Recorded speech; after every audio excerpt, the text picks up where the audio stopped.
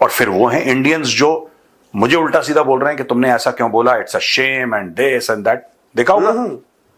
मैं उन इंडियंस को जरूर कुछ बोलना चाहता हूं। मैं ईरान को कुछ नहीं बोलूंगा, ठीक है, उनके यहां फ्रीडम नहीं है, उनके यहां इन चीजों को बड़ा सीरियसली लिया जाता है। मैं आपसे पूछना चाहता हूं, जो इंडियंस ट्वीट कर रहे हैं मेरे वीडियो को लेके कि तुमने ऐसा ऐसा बोल दिया ईरान के फॉरेन मिनिस्टर के लिए, कुछ बोलते हैं आई एम सॉरी, वो ईरान को बोल रहे हैं आई एम सॉरी, वो अपनी तरफ से ट्वीट लगा के कह रहे हैं कि this is very disrespectful and major गारिया ने बहुत गलत करा। अब मैं आपको कुछ चीजें पढ़ना मैं इन लोगों से यह बोलना चाहता हूं कि जो मैंने बोला चलो उसको एक मिनट कोने में रखो, तुम लोग क्यों नहीं बोलते यार? ये जो अपने आप को लिबरल कहते हैं, ये जो कहते हैं कि हम फ्री स्पीच और डेमोक्रेसी, तुमने ईरान को कटघरे में खड़ा क्यों नहीं करा यार? तुमने उनके फॉरेन मिनिस्टर, जब उसका फॉरेन मिनिस्टर आया था ईरान का, तो तुमने उनके फॉरेन मिनिस्टर के सामने काले झंडे लेके तुम क्यों नहीं खड़े रहे? ये बताओ कि तुम्हारी एक्टिविज्म सिर्फ ट्विटर तक है या इंस्टाग्राम तक है। मैं कुछ बातें मैं लेकर आया हूं और मैं बताना चाहता हूं इनको। अब ये देखिए साहब, 2015-2017 में भारतीय इंटेलिजेंस ने रिपोर्ट करा कि पाकिस्तान टेरर ऑपरेटिव्स यानी कि जैश ए मोहम्मद, लश्कर ए तैयबा, इन्होंने ईरान की टेरिटरी इस्तेमाल करी सीरिया और मिडिल ईस्ट जाने के लिए। पाकिस्तानी टेरर ऑपरेटिव्स 2017 की बात मैं करूं तो अयतुल्ला खमैनी, जो इनका सुप्रीम लीडर है ईरान का, उसने भारत की कश्मीर पॉलिसी को बड़ा सख्त तौर पे क्रिटिसाइज करा और बोला कि इस्लामिक सॉलिडारिटी होनी चाहिए विद कश्मीरी मुस्लिम्स भारत के खिलाफ। यह 2017 का बयान है।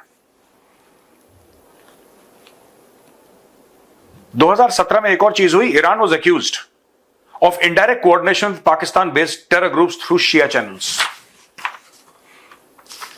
अच्छा, ये उन लोगों के लिए है जो जिनका दिल टूटा है मेरे कमेंट्स ईरान फॉरेन मिनिस्टर पे, ठीक है, बहुत दिल टूटा है और कैसे बोल दिया, और वो तो मेहमान था।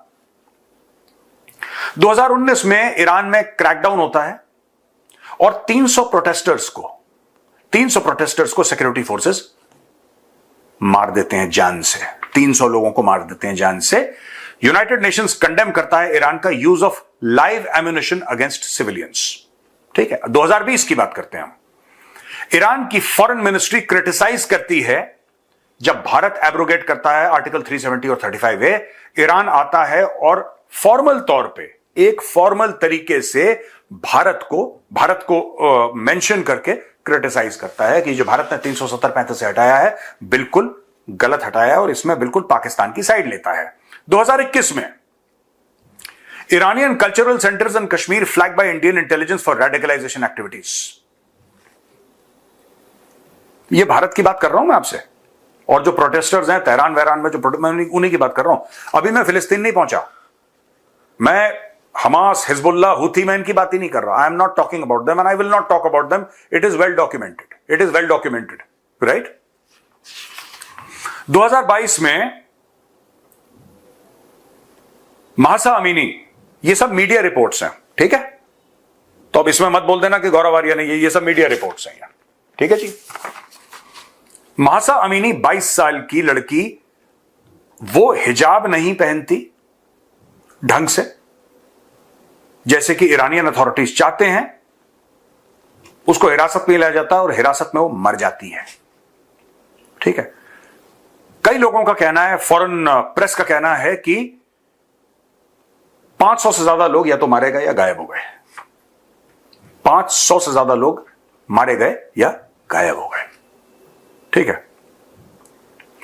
प्रेस टीवी, जो कि ईरान का टेलीविजन चैनल है, and other Iranian state outlets routinely publish anti-India narratives on Kashmir. क्या पब्लिश करते हैं कि भारतीय सेना सिविलियंस को मार रही है, वहां पे नमाज पढ़ने की इजाजत नहीं है, वहां पे मस्जिदों को ढाया जा रहा है कश्मीर में। कौन सा मस्जिद को तोड़ दिया कश्मीर में यार? एक का तो नाम बताओ, मेरा भी एजुकेशन हो जाए। लेकिन these narratives are very common in Iranian media। इसके अलावा 1980s और 90s में Iran backed Tehreek Jafaria and Imamia students organisation in Jammu and Kashmir. ये रेडिकल इस्लामिस्ट ऑर्गेनाइजेशन है। 1989 में जब कश्मीर में टेररिज्म शुरू हुई, ईरान ने सॉफ्ट पावर आउटरीच करने के चक्कर में रिलीजियस सेमिनरीज खोली हैं कश्मीर में, मेनली इन श्रीनगर।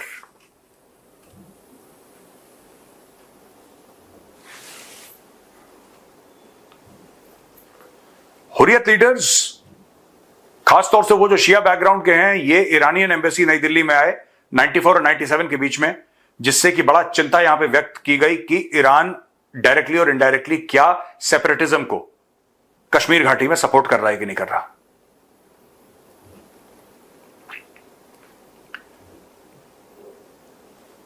(2000 से 2007) लश्कर तैयबा ये ईरान के सिस्तान बलूचिस्तान इलाके में इसका इस्तेमाल करते थे to move men and material to Afghanistan and PoK.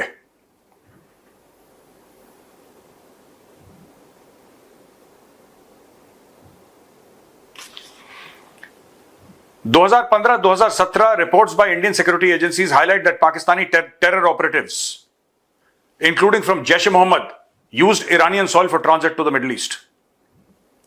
2017 Iran का सुप्रीम लीडर अली खमेनी ने पब्लिकली इंडिया को क्रिटिसाइज करा और पूरे मुस्लिम उम्मा को, 57 मुस्लिम कंट्रीज को बोला कि आप एक साथ आइए और भारत के खिलाफ एक महाज खड़ा, एक फ्रंट खड़ा करिए और आप आजाद करवाइए, कोट अनकोट आजाद करवाइए जो ऑप्रेस्ड मुस्लिम्स इन कश्मीर हैं।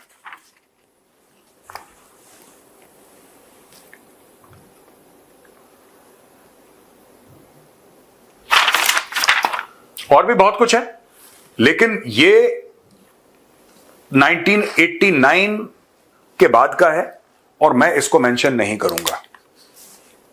5000 से ज्यादा पॉलिटिकल प्रिजनर्स अपने ईरान में ये लोग कत्ल कर चुके हैं और आप इनसे माफिया मांग रहे हैं। You are apologising. एक इंडियन आर्मी का मेजर जो कि यूट्यूब में है, उसने ऐसा बोल दिया और हमें बड़ा, ओ भाई आप लोगों को काले झंडे लेकर उसके सामने खड़ा होना चाहिए था। जो फॉरेन मिनिस्टर आया है, आपको पूछना चाहिए था कि वो 22 साल की लड़की को क्यों मार दिया तुमने, क्योंकि इसने हिजाब नहीं पहना। लेकिन नहीं, क्योंकि अगर आपने ये रेस कर दिया तो लोग बोलेंगे अच्छा आप सेक्युलर नहीं है, आप एक मुस्लिम लीडर के खिलाफ आवाज उठा रहे हैं, चाहे उसने लाखों का कत्ल कर दिया हो, हजारों लोग मार दिए हो, डिस्प्लेस कर दिए हो लाखों। आप क्योंकि वो फिर इस्लामोफोबिया में आ जाता है।